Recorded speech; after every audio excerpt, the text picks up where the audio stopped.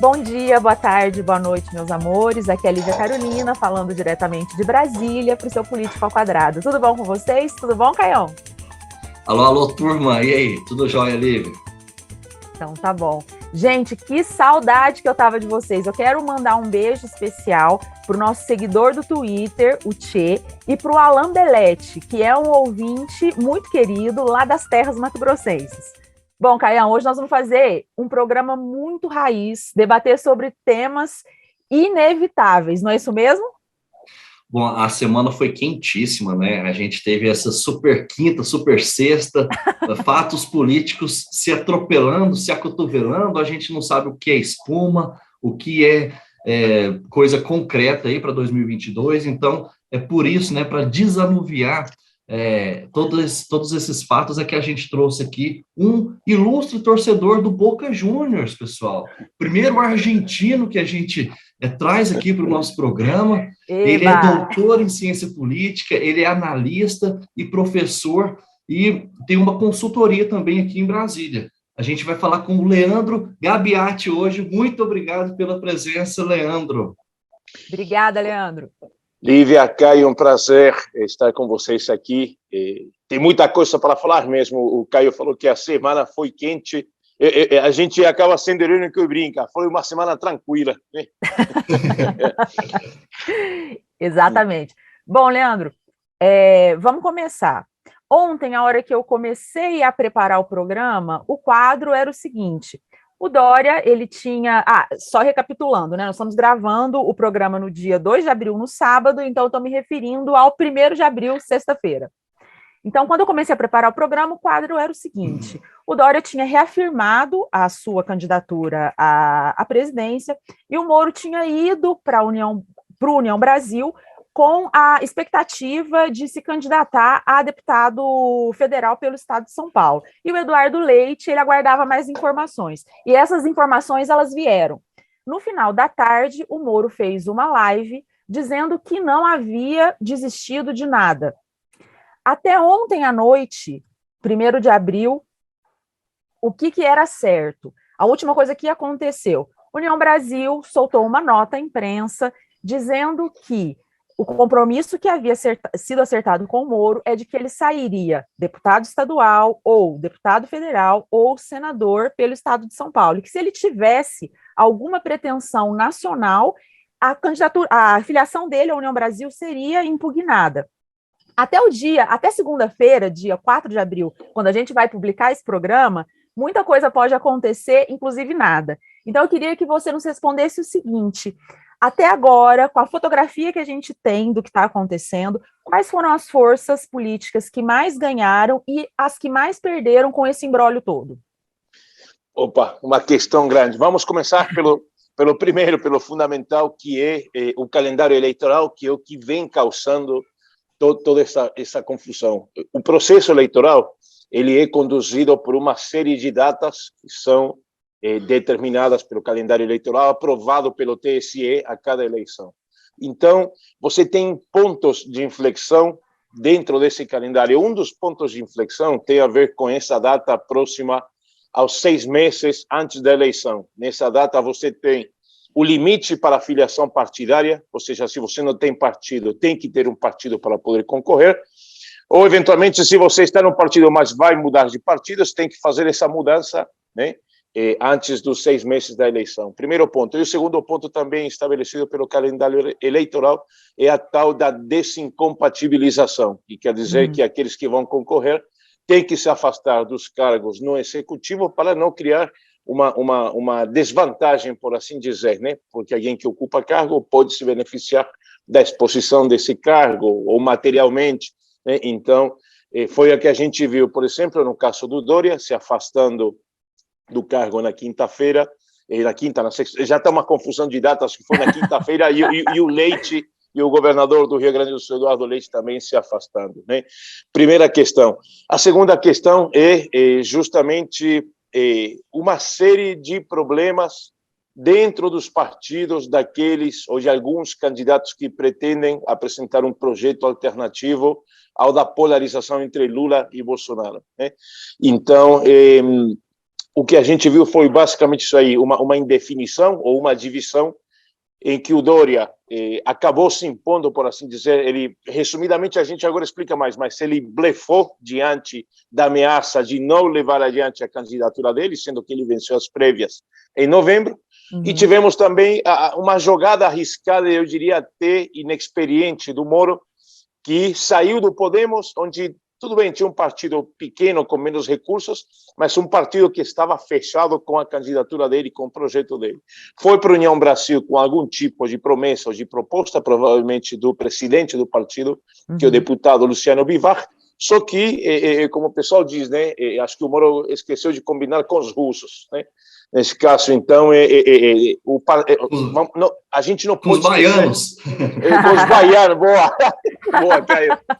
Exatamente, ou seja, a gente não pode esquecer que o Moro é uma figura polêmica, principalmente para atores do sistema político, aquelas figuras mais tradicionais. O Moro tem, eu não gosto de falar de inimigos na política, mas o Moro, de fato, tem inimigos, né? Tem gente que não quer ele na política, e parte desses atores está na União Brasil. Eles não querem ter o Moro no próprio partido. Então, o Moro foi para a União Brasil, combinando com uma parte do partido, mas não combinando com a outra. Aliás, essa união, esse nome União Brasil acaba sendo meio paradoxal, porque a gente vê que de união não tem muito, não, né? Professor, no começo eu falei da consultoria que o senhor tem, né? A Dominium, consultoria, né? O que me leva a suspeitar que o senhor tem muitos clientes empresários, né? E eu queria entender um pouco a visão do empresariado em relação à política hoje, né? Será que eles continuam apoiando em peso o Bolsonaro? Será que eles já se acostumaram com o modo Bolsonaro de fazer política e naquilo que interessa mesmo para eles? Eles sabem que o governo meio que terceirizou aquela questão e está sendo tocada por técnicos e por, enfim, parlamentares e por ministros, meio que blindada de todo o fuzuê que ele causa pelos discursos. Será que o empresariado tem essa noção do modo Bolsonaro de governar e em quem eles confiam mais? No Lula ou no Bolsonaro, por causa dessa questão, desse costume já com o modo Bolsonaro de governar? Vamos lá, Caio, boa questão. Primeiro ponto para abordar o assunto é o pragmatismo que o setor empresarial, que o setor econômico tem, né? E ao mesmo tempo, o pessoal se preserva bastante, né? Ninguém te fala abertamente, pode fazer alguma crítica ali, mas sempre tudo meio num tom assim bem discreto, sabe? Ninguém, eu acho que é correto, inclusive nós como consultores também, a gente tem que tomar muito cuidado com esse posicionamento, com as análises que a gente faz, porque ainda que sejam ou tentem ser objetivas, né? E não tendenciosas, você tem leitores de todo tipo de ideologia, então sempre há críticas, esse aqui é petista, esse aí é bolsonarista, então sempre o nosso lado, né, tentando ser objetivo e manter ao máximo, assim, sabe, o equilíbrio, e os empresários, como insisto, sendo discretos sempre, nunca abrindo muito o que eles gostam em público, né? E ao mesmo tempo o pragmatismo. Então, vamos lá. Qual é o candidato ideal que o setor empresarial quer? Certamente um candidato alternativo, né? E acho que é até lógico, porque se você olha e você repara, né, essa questão da candidatura alternativa, tem uma parte importante do eleitorado, 30 e tantos %, segundo revelam as pesquisas, logicamente, e aqui eu abro um parêntese sobre as pesquisas, mas essas pesquisas não são confiáveis. Tem uma parte da sociedade com um viés ideológico mais conservador, que, logicamente, coloca as pesquisas, né, no lado do inimigo, por assim dizer, né? E eu entendo até, não justifico, eu acredito nas pesquisas, porque elas têm uma metodologia, mas a gente tem que reconhecer que as pesquisas erraram muito, vêm errando muito, então há lugar à desconfiança. O que eu respondo para quem desconfia das pesquisas? Vamos tomar as pesquisas, não como uma referência exclusiva, mas como um dado a mais importante. E por que a gente toma as pesquisas como um dado a mais? Porque os institutos, eles vivem de credibilidade. Ou seja, eu entendo que os institutos não trabalham para errar, não tem como, né? É a mesma coisa que a gente faz uma análise errada ou tendenciosa. Não, se eu faço uma análise errada ou tendenciosa, eu vou perder clientes, porque estou falando algo que não se corresponde com a realidade. Então, os institutos são que nem um piloto de avião, ou seja, o piloto ele tenta chegar a destino, não só porque leva passageiros, mas porque ele também quer chegar. Se ele não chegar, ele morre, não vê mais a família e tal, né? Então, acho que vai um pouco por aí essa questão dos institutos, né? Eles não trabalham para errar. E quem erra perde credibilidade, perde clientes, acabou, né? Agora, voltando à questão das pesquisas. As pesquisas indicam que temos 30 e tantos % de eleitores que não estão satisfeitos ou não se sentem representados por Lula e Bolsonaro, né? Não querem votar em Lula e Bolsonaro. Eles enxergam Lula e Bolsonaro como coisa do passado, é algo que não deu certo e que eu não quero ter de novo. O que eles procuram é futuro, é promessa, é algo novo, esperança. E essa esperança pode vir justamente da terceira via, de um candidato eventualmente como Eduardo Leite, ou como Dória, talvez, ou como Moro, vamos colocar esses três, né? Ciro, eu diria que não, né? Já está na terceira, quarta campanha presidencial, o Ciro parece que não representa tanto essa expectativa do novo. Vamos agora para o setor empresarial. O setor empresarial, certamente, considerando os problemas que os governos de Lula e Bolsonaro tiveram, o ideal seria ter um candidato desses três que mencionamos, que defendem uma plataforma de economia liberal, de respeito às instituições, um governo que traz estabilidade e certeza. O empresário, assim como nós que somos seres racionais, sempre procuram ter estabilidade e certeza para fazer negócios. Quanto mais estabilidade, mais certeza, muito melhor. Então, o ideal seria, eu entendo da minha perspectiva, que eles preferem um candidato dessas vias alternativas. Se o Bolsonaro ganha, cuidado que o Bolsonaro está muito competitivo, está atrás do Lula, pessoal, né? Mas cuidado que o Bolsonaro é um candidato é um político muito inteligente, faz política por instinto, por intuição, não à toa ele chegou à presidência da República e não à toa está em segundo lugar nas pesquisas, muito bem posicionado.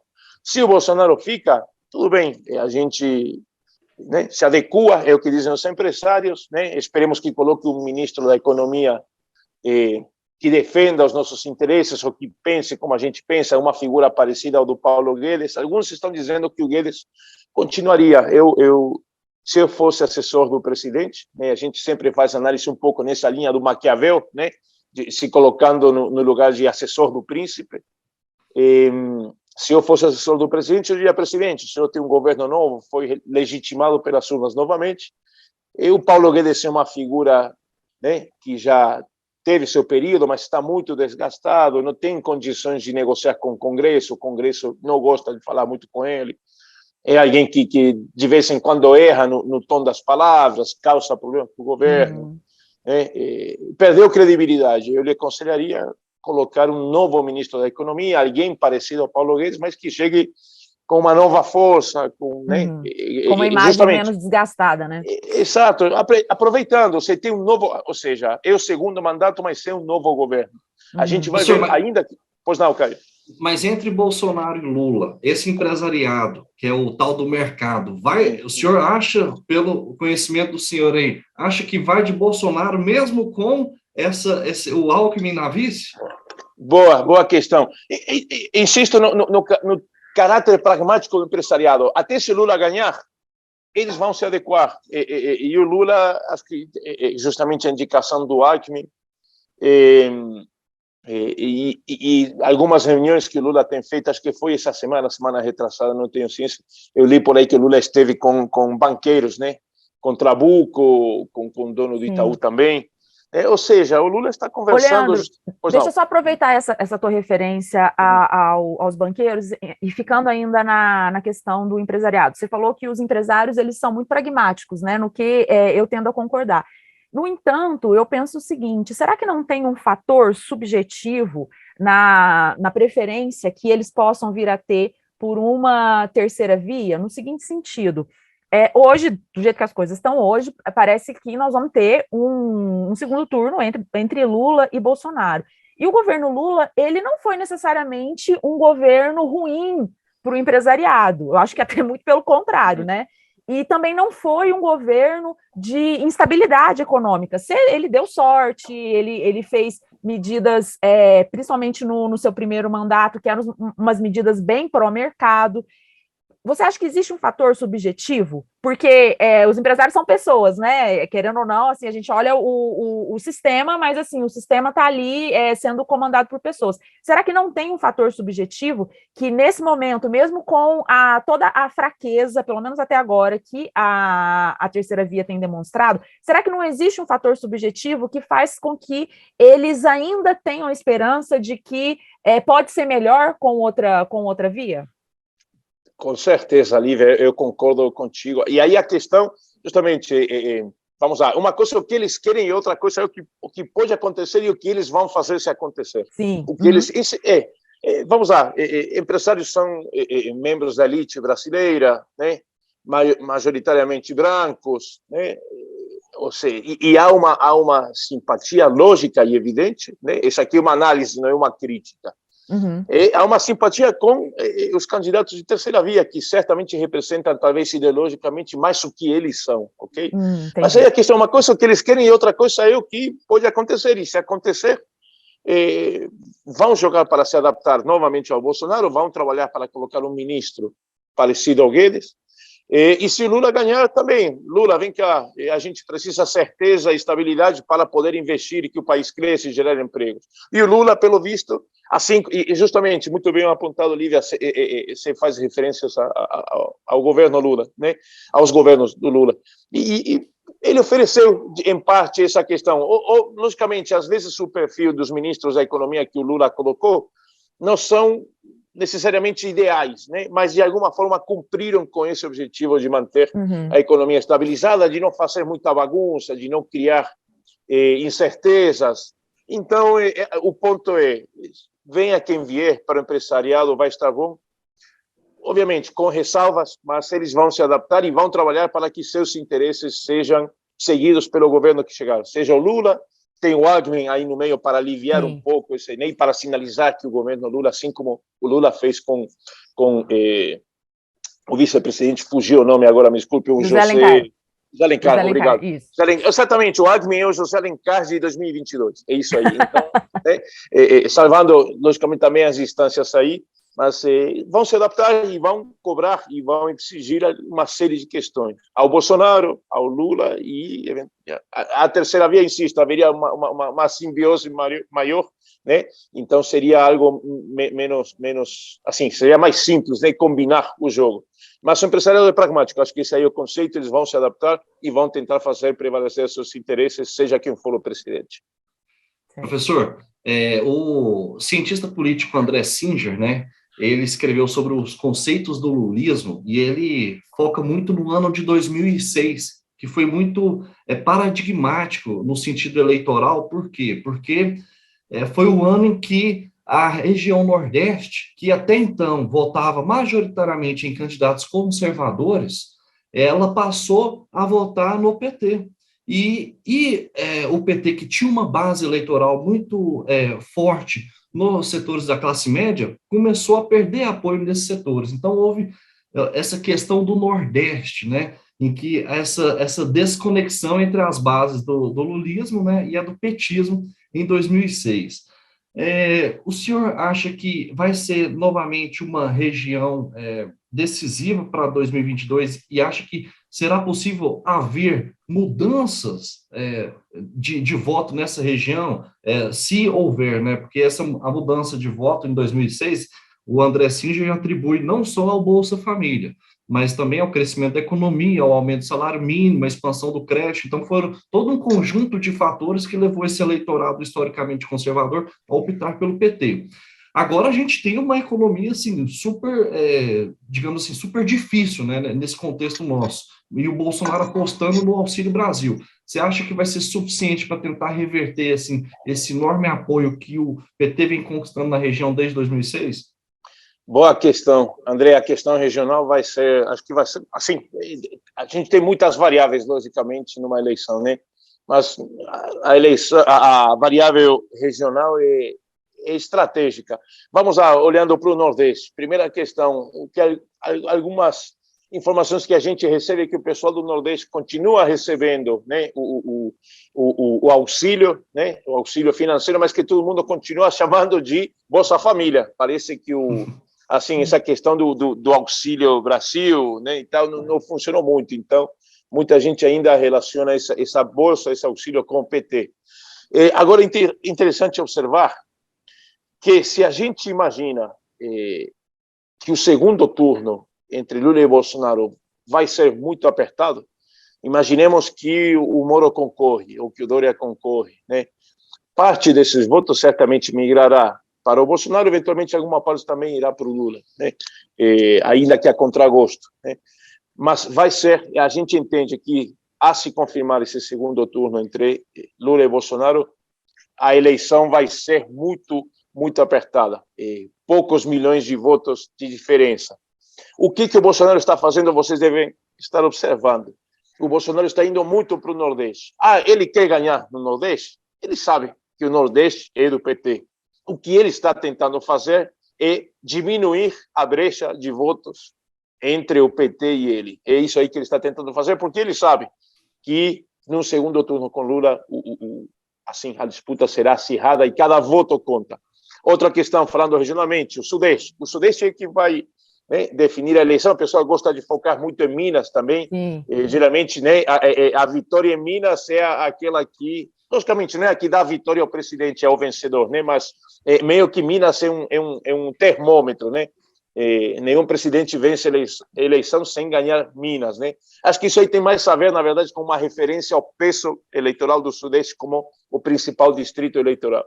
Então, o que a gente tem hoje é uma vantagem muito grande do Lula e do PT no Nordeste. Acho que a relação está em 70-30 ou ainda mais, 70 e tantos, 20 e poucos para o Lula. É duríssimo, né, o Nordeste para o bolsonarismo, mas é isso aí que o Bolsonaro faz, né? Tentar diminuir a resistência e tentar diminuir a brecha. Agora é o Sudeste vai ser o grande desafio dos dois. O Lula hoje tem uma vantagem no Rio de Janeiro, em São Paulo também, em Minas, provavelmente, acho que pelo que apontam as pesquisas, mas assim está muito equilibrado entre os dois.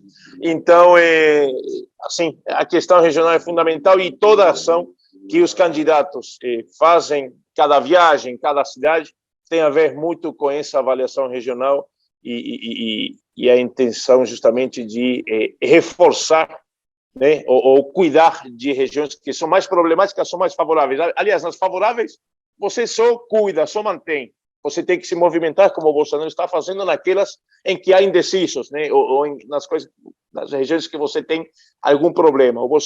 Eu entendo, o Bolsonaro está indo muito bem na campanha, utilizando todas as ferramentas que a máquina pública lhe oferece, indo a eventos, inaugurando obras, e, logicamente, não é à toa que ele está priorizando o Nordeste.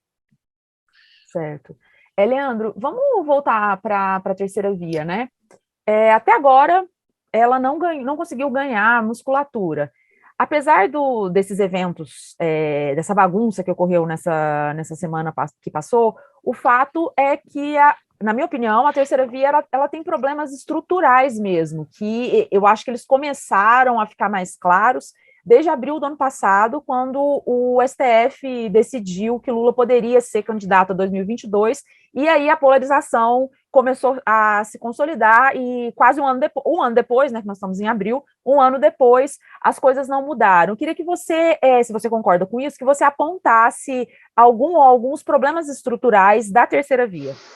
Ok, ótima questão, e o teu raciocínio assim está claro. Qual é o problema da terceira via? Basicamente que não tem candidato. Acho que esse aí é o ponto, né? Não tem outra persona, né? Não tem, exatamente.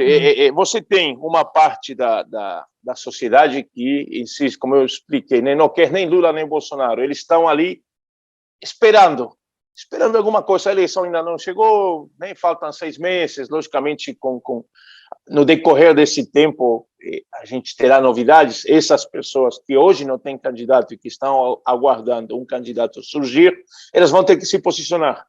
Eu te diria o seguinte, o tempo, ainda que a tendência, e que eu tenha muita vontade de dizer, não como eleitor, mas como analista, a gente gosta de acertar. Né, e tudo indica que a polarização se mantém. É isso mesmo, a polarização tem uma força muito grande pela força política dos dois candidatos e pela falta justamente de um candidato forte aí no meio. Então, a tendência clara é a polarização. Assim, eu quero te dizer, olha, não tem jeito, vai ser Lula-Bolsonaro no segundo turno bom, e aí não sei. Né? Mas a questão é que faltam 6 meses para a eleição, e 6 meses é uma eternidade em termos de política. Então, há muita coisa para acontecer. Temos ainda as convenções partidárias entre julho e agosto, que aí, de fato, vão definir quem vai ter carro para concorrer na corrida, porque tem muita gente, a gente está vendo aí, o Dória, ele é pré-candidato, mas vamos ver se o partido lhe oferece o carro para entrar na corrida. O Moro, a mesma coisa.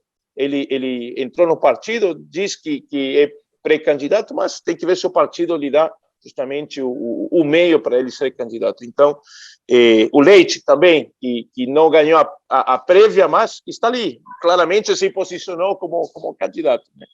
Então, acho que tem muito tempo, muita coisa para acontecer ainda, não dá para descartar uma terceira via. Eu gosto de citar um exemplo, vocês devem lembrar, na eleição de 2014, e logicamente aqui a gente sempre falando pelas pesquisas e fazendo a ressalva, né, da confiança das pesquisas, mas vocês lembram, até sexta-feira antes do primeiro turno, as pesquisas davam Dilma e Marina, né? Quase como certo, o Aécio atrás, tal, mas né? Sexta-feira a gente, segundo as pesquisas, né, era isso aí, segundo turno com Dilma e Marina. O que aconteceu? Ou as pesquisas não conseguiram captar o movimento, ou o eleitor mudou muito rápido. Isso aí a gente não tem como saber, né? Mas o segundo turno acabou sendo entre Dilma e Aécio, a Marina ficou de fora. Vocês observem como, por exemplo, em 3 dias mudou o cenário eleitoral. A gente está falando aqui de 6 meses. Sim, né? sim. Então é por isso que ainda eu mantenho, insisto, a vontade minha, né? A gente na domingo, assim, quer a vontade de cravar segundo turno, polarização e tal, tudo indica que sim, mas né, chamada de atenção tem tempo. Por exemplo, eu estou olhando assim mais reparando na possibilidade do Eduardo Leite.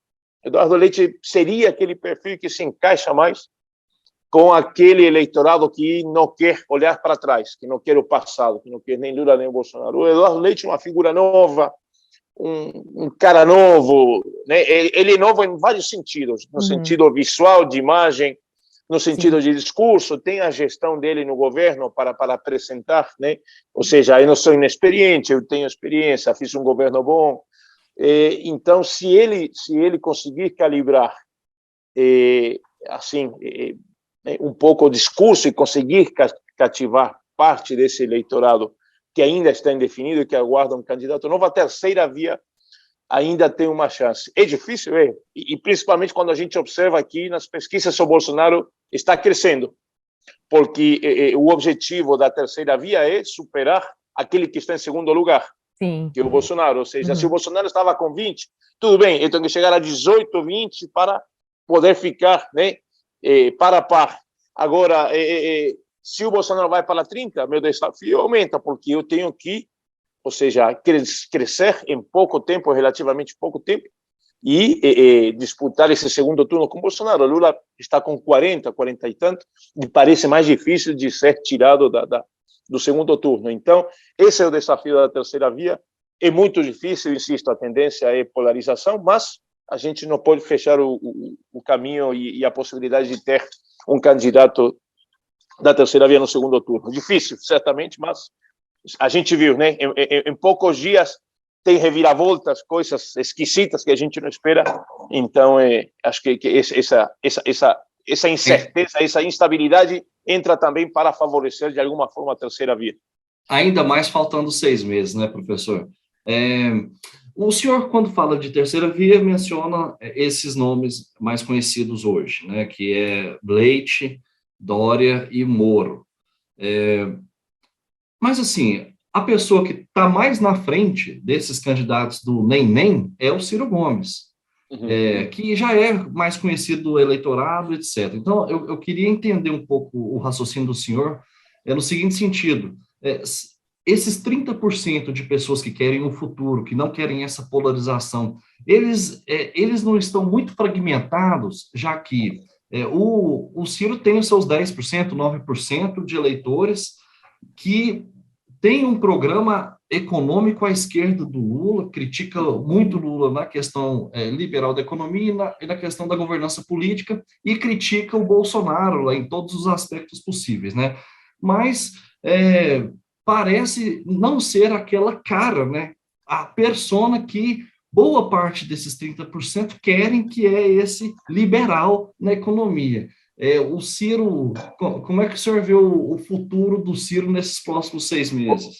Boa questão. A gente está falando muito, Caio, dos outros, se esquece do Ciro. E eu assim, e agora falando mais como eleitor e não tanto como analista. Assim, o Ciro é um cara que é coerente. Aliás, pode ser como analista também. O Ciro, você pode criticar muita coisa nele, mas você não pode dizer que ele não é coerente. Toda a fala dele, de anos atrás até aqui, tem uma coerência que não surpreende, vindo do Ciro não surpreende, né? Mas chama atenção. Assim, o discurso dele é muito consistente, é muito claro. E aí o problema, aí você analisou muito bem a questão do Ciro. Surpreendentemente, o Ciro está mais à esquerda do Lula. Quando ele lançou a pré-campanha, eu me surpreendi, porque se eu olho para o cenário atual, o que o Ciro deveria fazer é ir mais para o centro, não ir mais para a esquerda. Por quê? Porque o campo da esquerda é hegemonizado pelo PT. E isso aqui até e aqui como analista e também como eleitor, eu acho que assim, olhando objetivamente, o PT tem sido um problema para a esquerda, porque o PT pretende ser hegemônico, tem um DNA hegemônico, o PT, e acaba inviabilizando outros atores que poderiam vir para refrescar, por assim dizer, para atualizar a esquerda. Você tem que o Lula domina, comanda o partido, tem as figuras que são leais a ele. Aí eu pensei, estava falando com um amigo, né, que milita no PT, que tem conversa com figuras do PT. Eu falo, poxa, cara, eu canso ver a Gleice às vezes, sabe? Poxa, assim, tem atores que já cumpriram seu papel, que deveriam ceder espaço para pessoas, mas até para renovar o partido, sabe? Tem muito eleitor novo, tem, assim, até na questão de idade, se você olhar quem lidera o PT, a média de idade é 50, 60, entendeu? E tirando o Haddad, o resto eu falo, poxa, cara, seria também. Você vê outros partidos, o PSDB, por exemplo, né? E tem renovado muitos quadros, tem o pessoal chama de cabeças negras, né? Que é a turma mais nova que se elegeu deputado na eleição de 2018, né? Você vê uma renovação, por exemplo. Acho que no PT a gente não vê essa renovação aí. A média de idade da bancada do PT na Câmara é muito elevada. Então, essa crítica, né? E acho que o PT, e aqui volta ao PT e a questão da hegemonia, o PT acaba inviabilizando uma renovação da esquerda. E aí o surpreendente é que vem o Ciro com um discurso mais à esquerda, né? Que é a posição do PT. E aí a questão, como é que você vai crescer quando você vai crescer para o lado da esquerda, quando o Lula é quase unanimidade, por assim dizer, dentro da esquerda? E me surpreendeu, eu achei que ele teria justamente um discurso mais ao centro, justamente para dizer o seguinte, olha, eu sou um candidato progressista, mas eu não sou o PT, eu sou uma esquerda ponderada, eu sou uma esquerda, né? Novamente aqui falando como assessor, né? Colocando o Príncipe, né, o livro do Maquiavel, né, e essa postura de assessor, de dizer, Ciro, vem cá, você não vai crescer para a esquerda, se teu discurso for mais radical, não radical, mas se você for mais à esquerda que o PT, ou seja, o eleitor da esquerda já tem o Lula, você não vai crescer por esse lado. Você deveria aí atenuar teu discurso, ser um discurso mais ponderado, mais centrista, trazer uma figura ou indicar uma figura para vice-presidente mais próxima do centro. Então, você ofereceria a esse eleitor de centro que quer algo novo, um projeto, talvez, com teu discurso que é coerente, né? Você ofereceria uma opção dentro do centro. Mas a gente, às vezes, né, não está na cabeça do Ciro, a gente, não sei, não entendia a estratégia dele, mas está aí, está nos 8%, 9%, mas não sai dos 8%, 9%. Eu acho muito difícil, sinceramente, que com esse discurso que o Ciro tem trazido, que ele avance mais disso, né?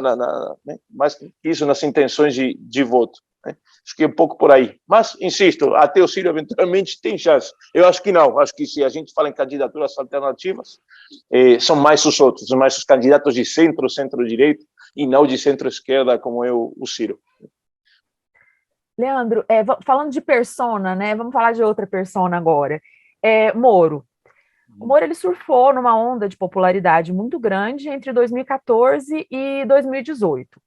Porém, ele não tomou a decisão de concorrer às eleições em 2018, conforme a gente bem sabe, e optou por ser ministro do governo Bolsonaro. Hoje ele é inimigo declarado, tanto do Bolsonaro quanto do Lula. Mas, assim, o inimigo, digamos, histórico de Moro é o Lula, né? E o enredo político que veio se conformando desde 2014, intuitivamente, nos faria concluir que a verdadeira polarização, digamos assim, ocorreria entre Lula e Moro, e não entre Bolsonaro e Lula. Ainda mais depois de um governo catastrófico, como foi o do Bolsonaro, que não tem o que contar nem na economia, e a única coisa não menosprezando, porque é um ponto muito importante, mas é essa pauta de costumes que entrou no nosso imaginário para não sair. Isso sim, com certeza, é uma vitória do governo Bolsonaro. Mas, voltando, por que você acha que foi o bolsonarismo e não a figura do Moro que virou o símbolo do antipetismo no Brasil? Boa questão, muito boa questão. Agora eu tenho... Você me interrompe Lívia, se a resposta foi muito comprida, muito lá. Tá bom. Vamos lá.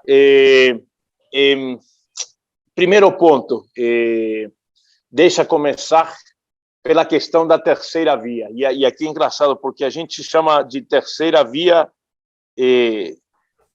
como se fosse algo diferente do bolsonarismo. Por exemplo, aqueles candidatos que estão na terceira via, né, a gente diz, olha, são diferentes do Lula e do Bolsonaro. O caso do Moro,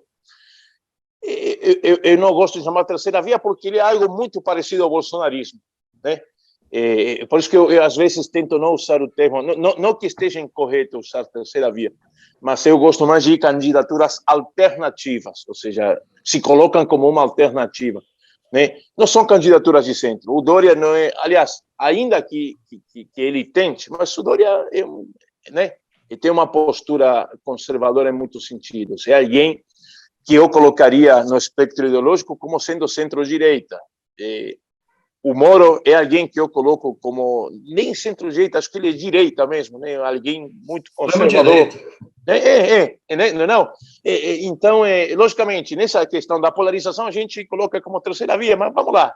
Terceira via seria alguém de centro, né? Eventualmente o Leite, até que um cara, né, que assumiu a sua homossexualidade abertamente. Então, pô, vem cá, o cara tem uma pauta mais liberal quanto aos costumes, até. Agora, o Dória e o Moro são centro-direita, insisto, né? Então não tem tanto essa questão de terceira via, são opções mais da direita, né? E agora a questão de por que o Moro não representa ou não consegue polarizar com Lula. Porque justamente se a gente observa o discurso e a postura e a ideologia do Bolsonaro, o Bolsonaro é um candidato à extrema-direita. Tem muitos que dizem, não, peraí, vem cá, o Bolsonaro não é extrema-direita, não, o Bolsonaro não é radical. Aqueles que são bolsonaristas, logicamente, não gostam de receber a pecha, o rótulo de extrema. Mas vamos lá, a ciência política, segundo o discurso, segundo os posicionamentos, a ciência política coloca o Bolsonaro como um candidato à extrema-direita, como um candidato mais radical, né? E aí a questão, o que me chama a atenção, aliás, não me chama a atenção, e justamente eu me formei recentemente, concluí meu doutorado na UNB, e a pesquisa tratou justamente sobre isso aí, sobre o populismo autoritário, né? E a questão não tanto focando no Bolsonaro, mas focando no fenômeno político. Pode ser Bolsonaro, pode ser outro, o Bolsonaro pode perder a eleição, pode ganhar, mas o ponto que eu abordei é por que todo esse movimento no Brasil está presente, né? E por que tem tanta força, né? Esse conservadorismo, essa questão mais radical, né? E a questão é que temos, assim, e ainda que custe assumir isso aí, seja difícil de aceitar, mas, assim, o Brasil tem historicamente, tem traços autoritários, né? Uhum. Desde a gente não gosta de falar de descoberta, né? Assim, a gente fala mais de conquista. Foi uma conquista, foi uma invasão e uma conquista. Negócio de descobrir, né? Ainda que na escola, pessoal, né? Quando a gente aprende história no primeiro grau, se fala em descoberta, não foi descoberta, não, né? O negócio estava aqui, já existia, né? Ninguém descobriu, né? Houve uma invasão e uma conquista e uma colonização. A colonização esteve marcada pela escravatura, logicamente para sustentar um sistema econômico. Fomos o último país a abolir a escravatura no mundo. Tivemos praticamente 300 e tantos anos de escravatura aqui no Brasil. Tivemos regimes ditatoriais, violentos, patrimonialismo, patriarcalismo. Há uma série de questões que trazem essa marca do Brasil como uma sociedade mais conservadora. Os eleitores do Bolsonaro, até aqui, eles tiveram que optar, né, desde a redemocratização, em candidatos que não necessariamente os representavam, mas que eram a alternativa que lhes restava, né? Colocando aqui, não sei, vamos colocar, né, nas eleições, Serra, Alckmin, não sei, até o Fernando Henrique talvez foi uma opção, o Collor, né? Mas não eram candidatos que os representavam 100%, era aquele, né, era o que sobrava para votar. Não quero o PT, não quero a esquerda, então voto nesses caras. Agora apareceu um candidato que de fato os representa, que fala o que eles querem falar, né? Que sente o que eles sentem. Então, é por isso que o Bolsonaro é muito forte, porque temos uma parte da sociedade brasileira muito conservadora e que mostrou a cara. É negativo que tenha mostrado a cara? Eu acho que não. Para a democracia é muito bom que setores conservadores tenham a sua representação. É muito bom, é muito bom. Assim, faz bem à democracia que setores, né, da sociedade com ideias específicas tenham a sua representação política. O problema vem quando, logicamente, esses políticos que representam esses setores geram instabilidade democrática, como o Bolsonaro tem gerado, né? E aqui a questão, alguns dizem, mas quem provoca é o Supremo, quem provoca é não sei o quê. Eu falo, não, olha aqui, o nosso sistema é presidencialista, né? Eu lembro uma jornalista de um meio né, de comunicação conservador me perguntava, mas né, querendo puxar e querendo que eu afirmasse como analista que o problema era o Supremo. E eu falei, olha, né, o Supremo tem, de fato, há um ativismo político claro, é um problema que começou com a Lava Jato, principalmente, né? Houve decisões esdrúxulas do Supremo, mas que a sociedade apoiou, incrivelmente. Né? E aí eu falei, o pau que bate em Chico, bate em Francisco, ou seja, né? O Supremo foi muito ativo nesse processo da Lava Jato e de impeachment, e logicamente agora o Supremo, assim como ultrapassou certos limites durante a Lava Jato, né, confirmando as decisões do Moro, agora, diante também um risco, uma ameaça, ou esse fator de instabilidade que o Bolsonaro representa, ele vai agir também, né?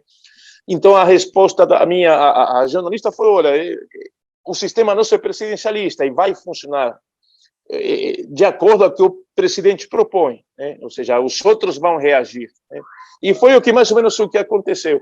Mas então, voltando à questão de por que não o Moro e sim o Bolsonaro, justamente, né, porque esses traços conservadores que a nossa sociedade tem, e insisto, dói às vezes assumir, mas é algo lógico. Se você teve uma sociedade com ditaduras, com escravatura, né, com um conservadorismo assim muito elevado, não poderia ser diferente. Então a explicação é essa aí. Pode ser Bolsonaro, e aqui a questão é não personalizar, né? Sim. Pode ser o Bolsonaro, pode ser outro candidato, o Bolsonaro poderá perder a eleição.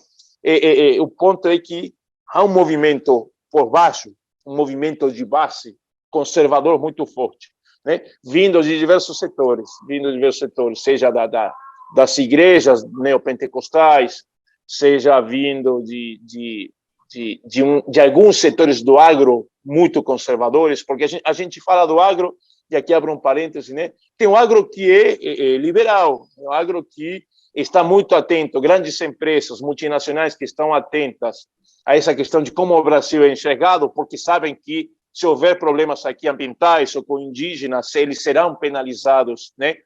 No mercado internacional, boicotando compras de produtos brasileiros. Ou seja, tem uma parte do mercado, do setor do agro, que é mais liberal, está mais atenta a esse discurso, né? Do politicamente correto. Pois não. Professor, e tem aquela parte, né, que o senhor, só completando, assim, tentando ler o pensamento do senhor, e tem aquela parte que enxerga comunista debaixo da mesa, atrás da porta, em qualquer lugar, né? Tem aquela... Exato. Então, essa é um movimento muito forte no interior do país. Eu gosto muito de viajar de carro, aqui uma experiência mais pessoal, mas que talvez se ilustra um pouco, né? E quando você sai para o lado aqui de Goiás, Bahia, você vai para o Nordeste de carro, você passa nas fazendas de Goiás, da Bahia, e outdoor do Bolsonaro, né? Bolsonaro te apoiamos, bandeirinha do Brasil em cada fazenda, em cada porta de fazenda, bandeirinha. Ou seja, há um movimento também, né, de base muito forte, que veio se organizando há anos. Isso aqui não é recente, né? Mas a ausência, e aqui um problema até da esquerda, né? A esquerda, quando passou a ser governo, se aburguesou, por assim dizer, né? O PT deixou de fazer esse trabalho de base que o caracterizou sempre, né? E cedeu parte desse espaço às igrejas neopentecostais. Como a gente fala em política não tem vácuo. Se você deixa um espaço, alguém vai preencher. Professor... Pois não, ok. Não, assim, ó, nesse assunto, né, eu acho que, tentando fazer uma síntese do que o senhor falou e até complementando um pouco, eu acho que o Moro, ele é muito contido, né? A gente que analisa política, que pensa política, que gosta muito de política, sabe que é uma pessoa que tem posições de extrema-direita, etc., mas ele nunca deixa isso claro. E o Bolsonaro, por outro lado, ele tem muita autenticidade. E ele fala na cara, etc. Eu acho que isso representa muito, né? O Moro, as pessoas que estão nessa base conservadora não entendem muito qual que é a dele, talvez. Ele não se coloca. E ele não gosta de política também, né? A gente viu, imagina que um político mais ou menos experienciado ia fazer o que ele fez ontem, né? Assim, eu gosto de caracterizar o Moro como alguém que tem um ego e uma vaidade muito grande, né? Assim, ele tem, novamente, se eu fosse assessor do Moro, eu ia encher a paciência do cara, porque ele comete erro atrás de erro, né? Vamos dizer, para mim, assim, houve condutas dele como juiz que, logicamente, assim, atentaram contra o Estado Democrático de Direito quando ele assumiu o lado. Ficou claro, não estou dizendo que... Mas não houve corrupção no PT, houve muita corrupção, a gente não está questionando isso, né?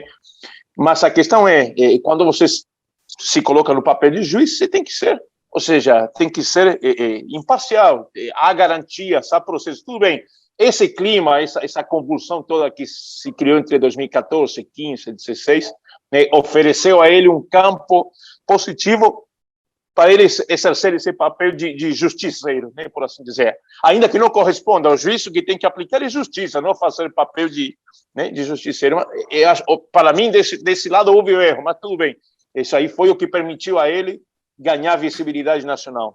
Erra ao ir ao governo Bolsonaro. Insisto, ego e vaidade. Se ele ponderasse bem quem é o Bolsonaro, e todo mundo conhecia bem quem era o Bolsonaro na época da campanha e da eleição, ele teria recusado o convite.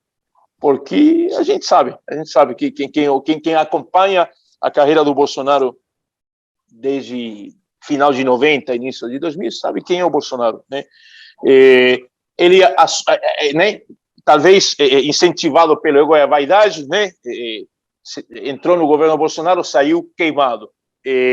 Insistiu em que não seria candidato, insistiu que ele não era, como a Lívia falou, eu não sou político. O que aconteceu? Aí vem o cara, entra para a política.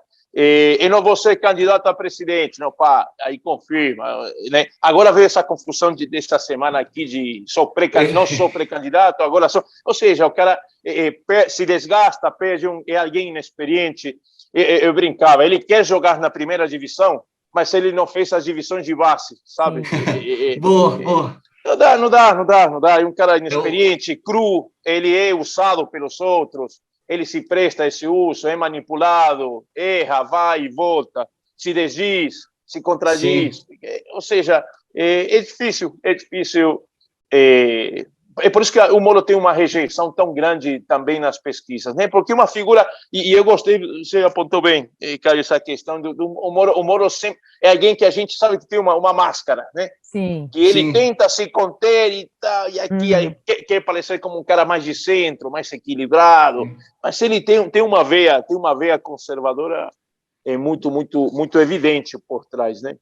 Não, no auge no auge do Moro, assim como antes dele declarar oficialmente que era candidato, eu gostei de uma declaração do Ciro que foi profética. Ele falou: olha, até a eleição esse cara vai estar carbonizado. Eu acho que foi um pouco profético, porque eu acho que é a situação dele hoje. Quero mudar um pouquinho de assunto, professor, falar sobre coalizões, né? O Bolsonaro começou falando que ia governar com frentes, né? A gente que estuda também política sabe que isso nunca existiu, nunca existiria. Essas frentes são extremamente heterogêneas, possuem interesses completamente diferentes. Não dá para você organizar a maioria por meio disso, né? Então o Bolsonaro avançou até fazer esse presidencialismo de centrão, meio que terceirizando o orçamento, tornando o orçamento impositivo mesmo, por meio do Congresso, dando toda essa liberdade para o Congresso manusear, indicar as emendas, etc, né? E recentemente no discurso do Lula lá no pro 100 anos do PCdoB, o Lula fala, eu nunca tinha visto essa declaração, ouvido essa declaração do Lula, né? É uma coisa que o Ciro vem falando há muito. Ó, quando eu chegar, eu vou chamar todos os governadores para tentar fazer uma coalizão baseada nesses interesses assim dos estados.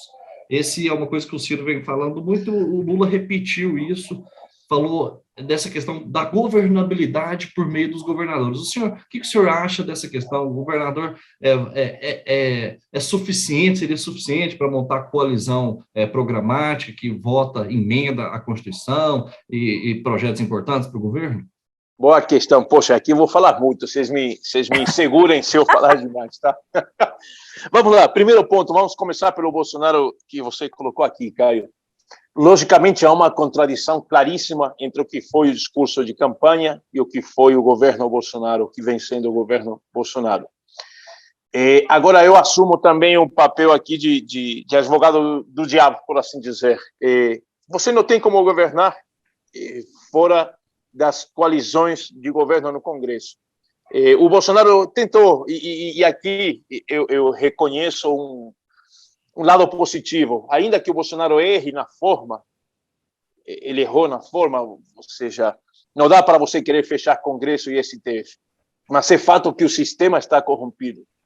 O sistema está corrompido, é claríssimo, ou seja, cada ator defende interesses próprios, o sistema tem problemas de raiz. Agora, a gente vai resolver pelo lado autoritário? Não tem como. Eu acho que a gente tem que resolver esses problemas do sistema pelo lado democrático. Leva mais tempo? Leva. Dá mais trabalho? Dá. Mas problemas da democracia você resolve com mais democracia, não com autoritarismo, né?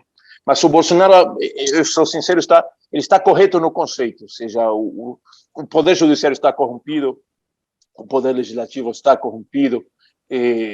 Então, como é que a gente faz? Logicamente, como você apontou, a gente sabia quando o Bolsonaro chegou e tentou estabelecer esse governo a partir das bancadas, sabíamos que não funcionaria, porque os interesses justamente das bancadas são específicos. A bancada vota junta e unida quando há um interesse específico da bancada. Quando o assunto não interessa a bancada, esses votos se dispersam, né? Você não controla. A questão, vamos agora assim, engraçado que os bolsonaristas, de alguma forma, é engraçado como o bolsonarismo, ele argumenta, né? Obviamente, né? A gente, na provocação, você fala, e aí, a questão da corrupção, do centrão, não sei o quê, o pessoal te fala, não, mas se o Bolsonaro não fizesse, ele não governava, ele está certo. Ele está certo, tudo bem, e de fato, vamos ser pragmáticos aqui, e objetivos na análise, ele está certo, ou seja, ele... Né? Se não fosse a aliança com o Centrão, ele caía, era impeachment na lata, né? Naquela época entre o primeiro e o segundo semestre de 2020, nesse caos, né? dele enfrentar o Supremo, de pandemia, de confusão, foi aí que ele entendeu que se não pactuasse com os partidos de centro-direita, né, que comandam o Congresso, que tem praticamente 300 votos, se não compactuasse, ele ia cair. Então, assim, pragmaticamente, o Bolsonaro, ainda que você tem uma incoerência evidente no discurso, mas tudo bem, o que o pessoal te diz? Discurso é discurso, o que importa é a realidade, o Bolsonaro acertou, né? Agora chama atenção, e acho que aqui é mais uma questão de relato ou de discurso, de narrativa, como, né, uma palavra que está muito em voga, né, agora, é a narrativa do Ciro e do Lula de oferecer alternativas aos governadores. Você sabe, eu sei, que não vai, isso aí não vai funcionar. Ou seja, os governadores têm uma certa influência sobre as bancadas estaduais, mas a questão é a seguinte: você tem que negociar com os líderes e com os presidentes dos partidos, que são as figuras que controlam o Congresso. Não tem governador que decida, não tem bancada que decida. E aqui, Caio, Lívia, uma questão importante, pensando no próximo governo, vai ser muito difícil para qualquer presidente que chegar governar. Vai ter que compor com os partidos de centro-direita, vai ter que compor, porque, aliás, e aqui uma questão que a gente observa bastante nas nossas análises é que o Congresso, aproveitando essa fraqueza do Poder Executivo a partir do segundo governo Dilma, no governo interino do Temer e no governo Bolsonaro, houve uma mudança de regras institucionais importantes. Quando a gente fala em mudança de regras institucionais, fala do orçamento. Hoje em dia, é bom ter ministério? Certamente dá prestígio, dá moral para um partido. Mas hoje, o mais importante, que é o recurso, está controlado pelo orçamento, pelo Congresso via orçamento, né? Se tornaram figuras fundamentais o presidente da Câmara, o presidente do Senado em parte, né? E fundamentalmente o relator do orçamento. Logicamente, o relator do orçamento é indicado a cada ano, né? Fazendo o rodízio ou pelo presidente do Senado ou pelo presidente da Câmara.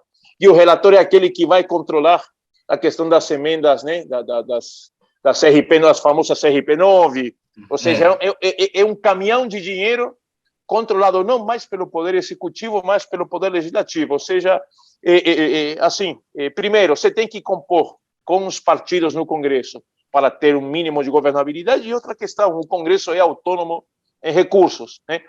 O pessoal está falando muito em discussão de semipresidencialismo. A gente não tem um semipresidencialismo de direito, mas de fato, né? O semipresidencialismo quase que está funcionando. O Poder Executivo tem recursos com um orçamento muito apertado. Logicamente, o Poder Executivo tem uma margem de manobra muito curta, porque todos os recursos já estão carimbados, seja para gastos obrigatórios, seja para emendas impositivas. Ou seja, e agora, o que a gente está colocando, e será muito bom de observar, é como o próximo presidente vai se virar. Será que ele vai conseguir recuperar, em termos institucionais, esse campo perdido pelo Legislativo? Ou esse avanço do Legislativo já é dado como um fato e o presidente deverá utilizar outras ferramentas para... Ele só consegue recuperar se fizer emendas constitucionais que dependem da Câmara. Exatamente. Aí vira um círculo. Exatamente. Vamos lá, exatamente. É o lobo cuidando do galinheiro, né, por assim dizer. Sim. Ou seja, o Congresso, os partidos do Congresso estão com a faca e o queijo na mão. Então, certamente, insisto, vai ser muito interessante observar como o presidente que chega ao poder. Tudo bem, se o Bolsonaro permanecer, provavelmente será dada uma linha de continuidade a essa relação estabelecida aqui, né? O Bolsonaro faz seu jogo, utilizando as ferramentas, né, que ele tem como poder executivo, e que o Congresso também faça a sua farra, enquanto não me atrapalhe muito que o Congresso, né, faça seu jogo, cada um faz o seu e o assunto vai indo, né? Agora, chegando talvez um presidente como Lula, assim, que é uma figura que tem uma habilidade política importante, Bolsonaro muito hábil também, logicamente, mas assim, o Lula vai querer recuperar parte desse vazio deixado pelo Poder Executivo nos mandatos de Dilma, Temer e Bolsonaro. O Lula tem uma outra forma de exercer o poder, certamente ele vai querer recuperar terreno. A questão é, como ele fala isso aí, interessante. Por isso, estou colocando aqui se Lula for eleito. Leandro, vamos fazer um fechamento aqui. voltando, fazendo um link com a primeira pergunta. E aí, daqui a um tempo, você nos dá a honra de vir aqui de novo e a gente vê se o que foi respondido aqui se cumpriu. Seguinte, na minha opinião, com todo esse espetáculo dessa última semana, eu acho que do ponto de vista da persona política mesmo, Lula, mesmo Bolsonaro, Ciro e Eduardo Leite, mesmo sendo um político bem mais jovem, eles saíram fortalecidos do ponto de vista da imagem, tipo, como se eles, olha, pelo menos, a gente sabe o que a gente está fazendo aqui, né? O Moro e o Dória, pelo amor de Deus. Então, eu acho que para esses 4 que eu citei, ficou claro que eles, cada um com as suas características, com as suas intenções, eles sabem muito mais o que eles estão fazendo do que o Dória e o Moro, né? E eu vi alguns analistas dizendo que essa semana poderia marcar o início do fim dos outsiders na política brasileira. Eu acho fim uma palavra muito forte, aí eu queria saber a sua opinião. Concordo contigo. Calma, né? Não é o fim. Aliás, a gente falou pouco de eleição no Congresso, né? Há também já voltamos à turma dos presidenciáveis, mas há uma incógnita muito grande sobre que eleição teremos para o Congresso em 2022. Será a permanência ou o predomínio daquela turma do YouTube ou dos coronéis, dos sargentos, dos capitães, ou será um retorno daqueles candidatos mais tradicionais? Eu acho que, assim, pelo menos observando aqui, provavelmente será um mix. Teremos ainda a sobrevivência ou a chegada dessa turma mais nova, né, de youtubers, de rede social, de artista, mas ainda também teremos, assim, muita gente se frustrou talvez com esse tipo de candidato, né, que chega fazendo barulho, mas que depois, assim, na hora de exercer o mandato, as expectativas não se cumprem. Então, provavelmente haverá um refluxo e teremos o retorno, em parte, também desses candidatos ou desses políticos mais tradicionais, né? Então, essa aí é a minha perspectiva, a minha expectativa. Não sei se se cumprirá, vamos ver, né? Mas é muito importante saber que perfil de Congresso teremos entre 2023 e 2026, até para acompanhar ou não quem venha comandar o Brasil nesses 4 anos. Sobre os outsiders, outsider acho que um fenômeno que veio para ficar. Em toda eleição você vai ter figuras que justamente têm a intenção de preencher esse espaço da renovação ou do novo, ou né? Justamente tentando ser algo diferente à política tradicional. Eu não descartaria, assim, quem seria o outsider dessa vez? É o Moro, logicamente, né? Acho que o Moro ele ocupa ou preenche esse espaço. Agora, é engraçado que o próprio Bolsonaro, sendo o governo e sendo parte do sistema, ele nunca foi um outsider, né? Ele vem sendo, né, está na política há 30 anos, mas ele continua, de forma muito inteligente, tem que ser elogiado, ele continua se colocando como antipolítica. Poxa, você é presidente da República, você foi deputado, né, quase 30 anos, e você ainda se coloca e se vende como o antipolítica, o antissistema, e é isso aí. E tem gente que compra e que diz que o Bolsonaro é, né, o cara que veio para acabar com a maracutaia no sistema. É muito inteligente a narrativa do Bolsonaro, apresentada principalmente ao eleitor dele, assim, é convincente, tem argumentos interessantes que acaba tendo efetividade e dando a ele uma competitividade que surpreende. Professor, para encerrar mesmo, né, eu queria, senhor nosso vizinho aí da Pátria Grande, fala lá no seu Twitter que escolheu Brasília por opção. Queria saber 2 coisas, né? Por que o senhor escolheu Brasília por opção? E fala também a música da sua vida. Todo mundo que vem aqui ao Política ao Quadrado fala uma música e a gente coloca essa música numa playlist que a gente tem no Spotify chamada Música ao Quadrado e fica lá para os ouvintes escutarem aí quando eles quiserem. Que massa, cara. Muito bom a questão. Agora você me colocou numa saia justa, porque escolher música da vida É duro, né? Tem tantas, cara. Mas vamos lá. Primeira questão é Brasília. A minha mulher, a minha esposa daqui de Brasília. Acho que se você muda de país, de cidade, de terra, geralmente o motivo é o amor, né? E foi a relação que eu construí com a Renata há 20 anos, mais de 20 anos, que me trouxe aqui para Brasília, e eu descobri uma cidade que eu amo, que me recebeu de braços abertos, que me deu tudo que eu tenho, assim, e é difícil, assim, eu falo sendo estrangeiro, assim, o brasileiro é muito, tem dois lados, se vocês me permitem aqui a sinceridade. O brasileiro, ele gosta de receber alguém que vem de fora, né, de forma muito muito efusiva e tal, e que bom, né, chega, olha aqui como é que a gente se parece, vem cá, vamos conversar, me conta, né? O brasileiro é muito efusivo, gosta de receber muito bem. A questão é, quando você começa a disputar espaço com ele, o brasileiro muda um pouco de face. Logicamente, é normal. Aliás, isso aí, acho que em qualquer sociedade... Em qualquer lugar, Não, vem cá, mas afinal, você veio de fora, mas está disputando comigo, e aí? Mas não houve, eu não senti resistência.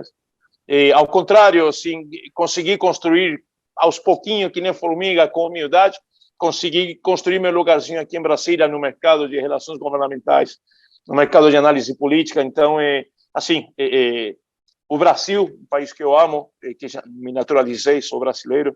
Que legal. Não, claro, faço questão, né? Assim, gosto da bandeira, gosto do hino, assim, não canto porque não consigo cantar, não consigo falar tão bem, né? Mas assim, no interior eu canto assim, acompanho, eu gosto. Agora, Brasília eu não sei se vocês são de Brasília, se vocês nasceram aqui, não? Vocês estão aqui como eu também, vocês vieram de fora, né? Isso. Aliás, eu não sei se vocês moram em Brasília, deixa eu perguntar aqui, tá? Agora eu te entrevisto. É isso, você que entrevista. A gente mora em Brasília, só que eu sou do interior de São Paulo, e o Caio é do interior de São Paulo também, mas morou a vida toda em Goiânia, né, Caio? Pois é, professor, da próxima vai ter que ser pessoalmente, viu? Na sua área de churrasco aí, de preferência. Opa, isso, pode chamar que a gente vai. Vamos, eu assando uma picanha aqui, vocês fazendo entrevista. Churrasco argentino, hein? Imagina? Com certeza. Mas encerrando aqui a questão, Brasília é uma cidade que tem tudo, que te dá tudo. Tem universidades, tem bibliotecas, tem uma vida cultural muito efervescente, uma cidade que é aberta, que está no meio do... Eu gosto de brincar, está no meio do mato, né? A gente mora aqui numa cidade no meio do verde. Assim, o trânsito é relativamente tranquilo, há uma série de benefícios que a Brasília te dá que são únicos, né? Qualidade de vida, 100%. Eu amo Brasília, não saio daqui nunca, só se me expulsarem, né? Espero fazer as coisas certinhas para não ser expulso. Mas, e agora, falando sobre a música, você me matou porque... que eu faço? A mais recente que você tem. Não, mas... Não, deixa eu ver, vamos lá. Assim, eu cresci, meus pais, meu pai e minha mãe, eles são assim, eles gostam de música. Meu pai escuta aquelas bolachonas, né, e tal, e assim, se tem que ter uma banda, ou é Rolling Stones ou é Beatles. Eu vou para a raiz mesmo. Vamos ficar entre esses dois. E eu assim, eu politicamente sou mais Rolling Stones, sou mais rebelde um pouco, né? Agora a música assim, Beatles, né, são mais os caras certinhos, então, mas eles têm a sua rebeldia também, né? Mas, cara, eu não sei, aí você me colocou numa saia justa. O que a gente faz? Não, então vamos fazer assim, se você não conseguir decidir, o Brunão escolhe uma. Não, tem aqui. Tem uma música do álbum Let It Be, que foi o último, que para mim é uma obra assim, máxima, suprema do rock and roll. E tem uma música que justamente é mais rock and roll, né? É uma música dos Beatles, mas que tem uma assim, se brincar, se parece a música dos Rolling Stones. Peraí, que estou abrindo aqui. Me dá só um minutinho. Eu vou te falar qual que é. Peraí, aqui, tô até escutando já aqui. Peraí, que tá aqui. Chama. Cadê ela? Peraí que estou perdendo ela aqui.